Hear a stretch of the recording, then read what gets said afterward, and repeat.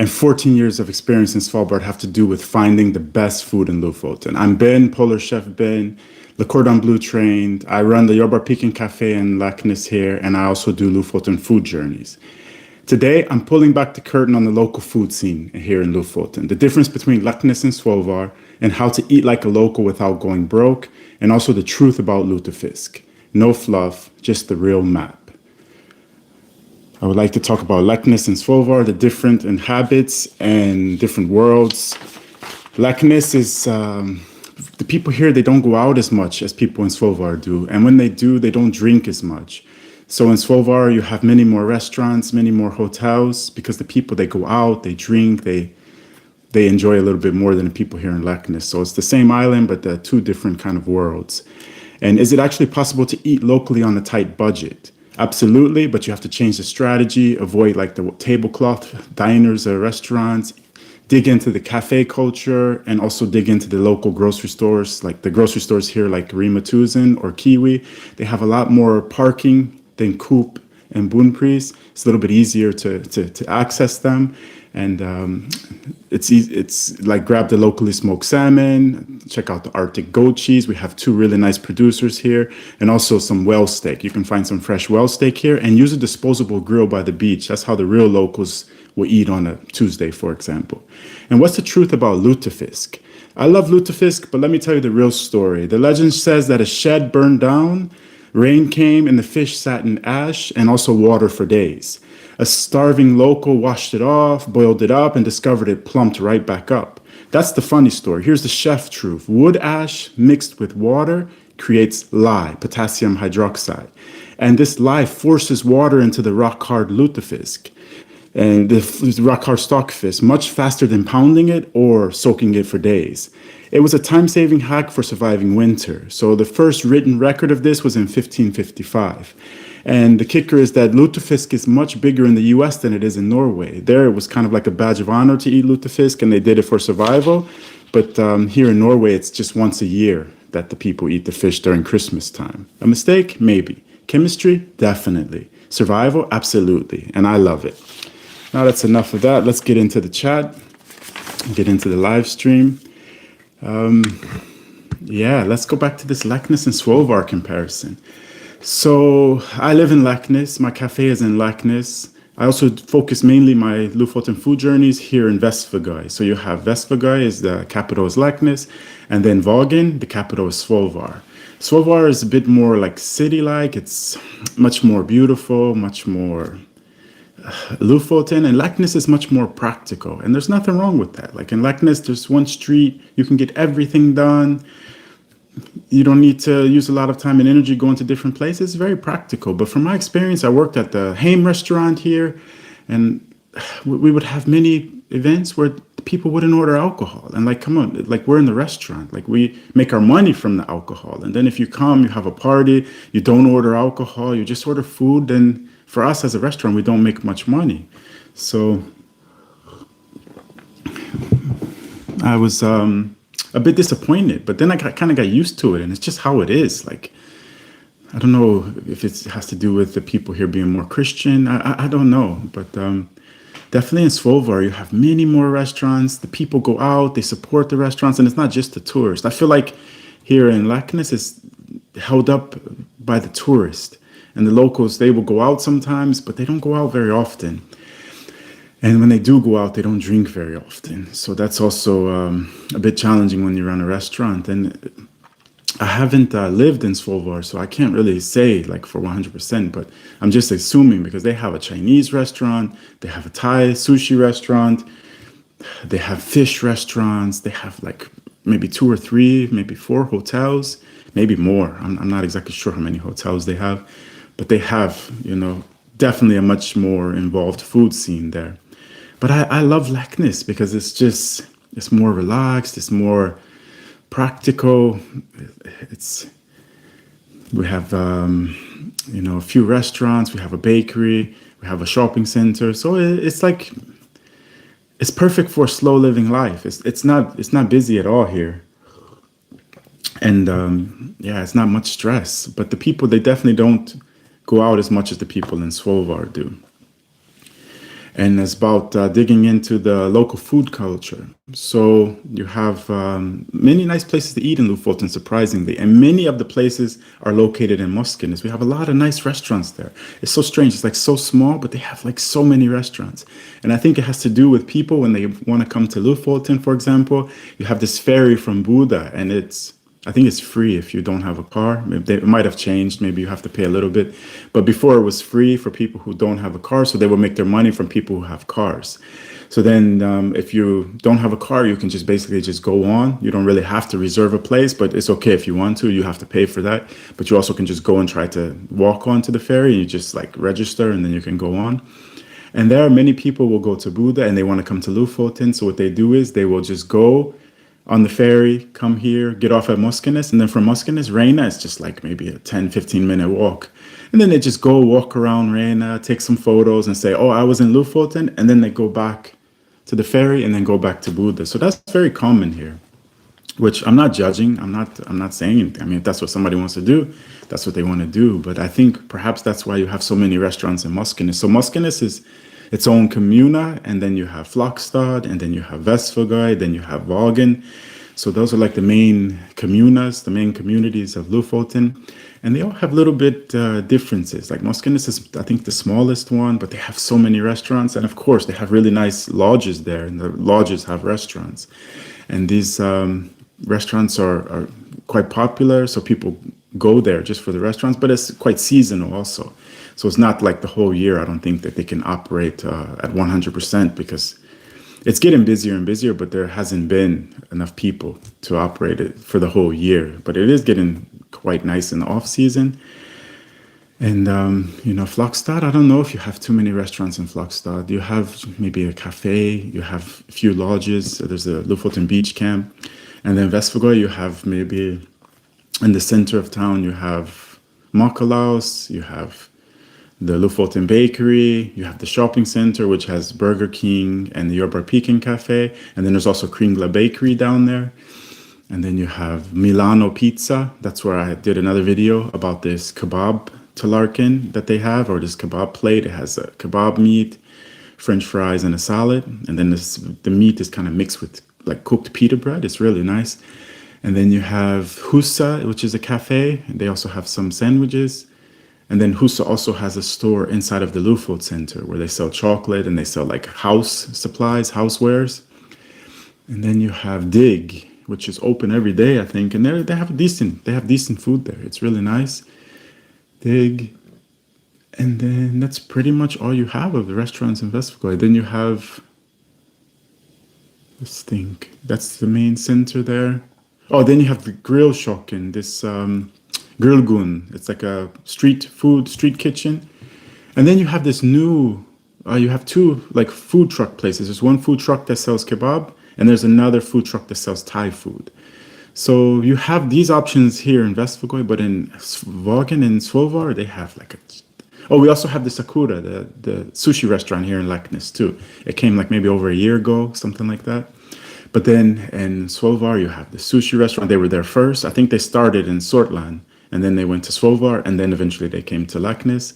And then you have a Chinese restaurant called Ni Hao. You have Bacalao, which is a fish restaurant. And like me, I don't know every restaurant in Svolvær. I'm more familiar with the restaurants here in Vestfogai. But then I think you have Fellini's, which is like a family restaurant. They have pizza. You have...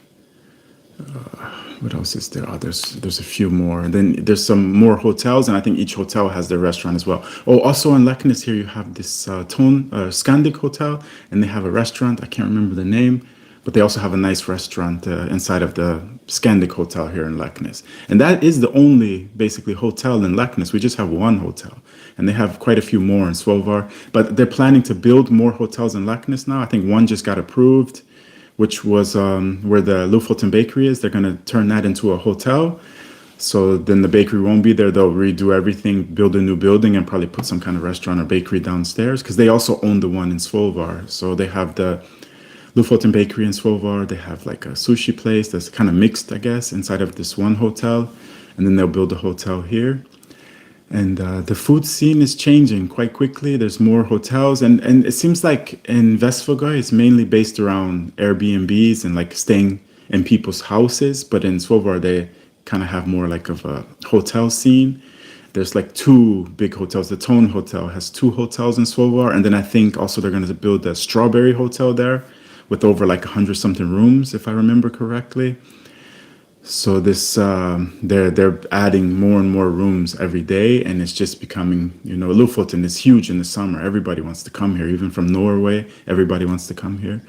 And then it seems like the off season, there's many people from Asia who comes. Like I remember in the winter, it was a lot of Asian tourists who came. And you also have some Asian tours now, but it seems like it was much more popular during the February. And it might have been because it was a Chinese New Year. And I know from when I lived in Asia, like a lot of things shut down during Chinese New Year, especially in Malaysia. It was like majority Malays, but it's like the Chinese, they run the economy. And then when they shut down, it's like everything's closed. And it's like no point to do anything. So it will make sense to go somewhere else. And then, yeah. Let's get back to the lutefisk. So then it was first written about it in 1555. A Swedish archbishop described serving it to princes, so it's at least 500 years old. And here's the kicker. Lutefisk is arguably bigger in the US than Norway today. Norwegian Americans use it as a badge of survival. Back home, most Norwegians only eat it once a year at Christmas, purely out of tradition. And it's when you mix wood ash, then with the water, like I said, it becomes potassium hydroxide, and it's lye. So it forces it did something to the fish that made it easier to reheat. And like, I just like the taste. It makes the fish so juicy, and it's like really hard to describe. But when you eat the stockfish, it's a bit tough. And then when you eat lutefisk, it just like melts in your mouth. And then depending on how long they've cured it, like how long they let it sit in the lye, it can become like almost like butter. You can just kind of like take a knife and just go right through the fish. So like for me, I don't like it when it's too soft, but I don't like it when it's too firm either. So I kind of like it when it's midway, but some people like it when it's really soft, and some people like it when it's a bit harder. So you can adjust it, it just depends on how long you let it sit in the lye. And I just wanted to quickly read something from my book here. Chew on This, Arctic Food for Thought and Lessons for Success. I found a nice lesson yesterday. Sometimes I like to go back and reread my book. It's just funny how it just came from me, but I don't even remember it. I don't even know how it came from me, but it came from me. And this is about set a date and stick to it. Goals without an end date are much more difficult to reach. Without setting a time frame, there will be no sense of urgency or pressure to make it happen. Getting things done is amazing, but the added pressure of getting things done on time is even better. By setting a deadline for a specific task, you will make yourself more productive and work more efficiently. Give yourself 24 hours to complete a specific task means you need to prioritize it and focus your energy. Those 24 hours will be used in the most productive manner possible, in theory, of course. If you were to change the deadline for the same task to say, for example, 1 week, that would totally change the way you approach the task entirely. Just think about it like this. How much time would you waste taking 1 week to do a task that can be done in 24 hours?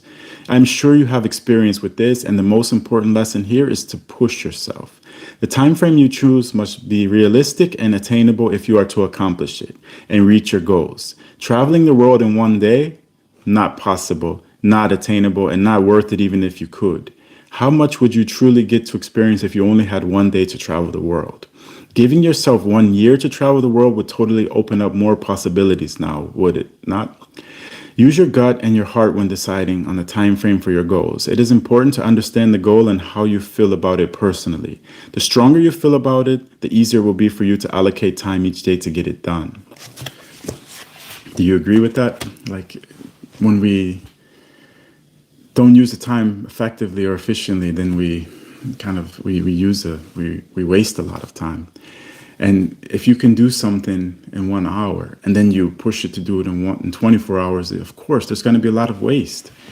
And I think that's what I'm really good at, is that I can estimate how much time it's going to take me to do something. And I guess that's the biggest difference too than when you work hourly or when you work on your own business. Because when you work on your own business, you have to be very efficient, very effective, very to the point. Like, of course, if you work hourly, then you're going to try to get as many hours as you can and drain things out. But you don't have that luxury when you have your own business. And that's one thing I'm finding. You try to get things done as quick as possible, as best as possible. And that's where this comes into effect. So are you trying to do your own business? Is that what you want to do? Because I have definitely have experience there, and I've made many mistakes, but I've also learned many really interesting lessons, and I would like to share those with you. So that's why I'm asking you to subscribe. I'm planning to do a live stream once every week, this Arctic coffee break. We can have a coffee together, we can chat, and then I would like you to subscribe on my YouTube, and then go to my website, sign up for the Square. It's free. It's my community, basically, my free community where I just put all my information about Norway. I had someone message me like 2 times in the link for the live chat about they want to go to Svalbard, they need help. And like, it's so much easier if we help each other in the free community than if I try to help you in the comments, because it's challenging to help in the comments. But then, when we help, and then only one person sees it. And then I get the same question like, so many times, oh, I want to go to Svalbard. Everybody wants to go to Svalbard. And I think the main reason why people want to go to Svalbard is because it's visa free. It's much easier to go. You can just go find work. Like, where else in the world can you do that? Just go find work, live your life. But the thing is, it's very difficult to find work there. Yeah, you can go in theory, but to find work and to find a house is super challenging. You have so many people fighting for just a few positions.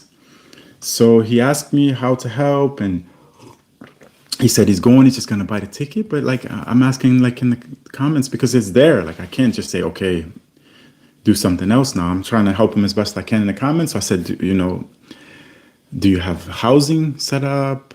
Do you need a visa? Because some countries you need a visa. To get to Svalbard, you don't need a visa. Once you get there, you're okay. But to pass through Norway, you may need a visa. For most non-Europeans, we need a visa to pass through Norway. For me, when I would first come, I would get a 3-month stamp. But of course, when you go to Svalbard, then they stamp you out. So Svalbard is part of Norway. It's Norway, but it's not Norway. You go there, they stamp you out, and then you can stay there until you get sick or something like that. Then you have to go back. So I'm asking him, like, what's your plan? Do you have housing? Do you know? I didn't ask about a job. I just basically said, where are you going to stay? And do you need a visa to get to Norway? He didn't reply, but it would have been so much easier to have that conversation in the Square, because then other people could see it and I wouldn't have to answer the same questions so many times. It gets frustrating when I have to keep answering the same questions, but I'm going to help. I'm going to help you as best I can. Like, no fluff. Like, I'm just going to try to do the best I can to help you. But I suggest you go to polarchefben.com, sign up for the free community, the Square. If you want to go deeper, then you sign up for the Pathfinder. That's where I really work with you and really go deep. And start to wrap this up. Just one more sip of coffee. Before I'm just curious if you have any plans for today. Me, I have to get ready and go to work soon. I also have my first tour today. 2 guests, they're coming to the cafe. And then I'm going to serve them this 5-course menu, which will be prepared by the Jordbærpikene catering menu, which is amazing because I own the Jordbærpikene cafe and I also own the Lofoten food journeys. So I don't need to have my tour company sell food because I buy the food from my cafe, and like, it's just perfect synergy. So I'm really excited. I have 2 guests today and they don't have any food allergies. They just said they don't like lamb, which is perfect because we don't have lamb on the menu. So I'm going to do that. And that's from 3 o'clock. So wish me luck there. And then let me know what you want to know next. Comment below. Don't forget to subscribe. Don't just watch this and then just don't subscribe. Okay, I need you to subscribe. I need support. Support me. I'm not asking you for money. I'm not asking for anything. If you want to be a Pathfinder, that's okay. If you don't want to be a Pathfinder, that's fine as well. Just sign up for the free community and subscribe. That's all I'm asking for. YouTube is where we meet. Polar Chef Ben is where we build. Go there for the Square, the free community, and Pathfinder Circle if you're ready for deeper work. This week in the Square, I just posted this, my actual food map, where I eat in Lofoten, no negativity, just places I keep going back to. So pull up a chair, subscribe. I'll see you at Polar Chef Ben. I'll see you next week. I had some technical issues today and my phone, the portrait was locked, and so I couldn't get the live to switch to horizontal, but I figured it out, luckily. Now I'm good. I'm locked in. Next week, I'm going to be here at 6, I promise. Today, I was a little bit late because I had technical issues again. But now I see I have to unlock this portrait mode on my phone so that the YouTube shifts. Thanks, guys. I feel better now. Have a great day. Have a great week. I'll see you next Wednesday, and just let me know whatever you need.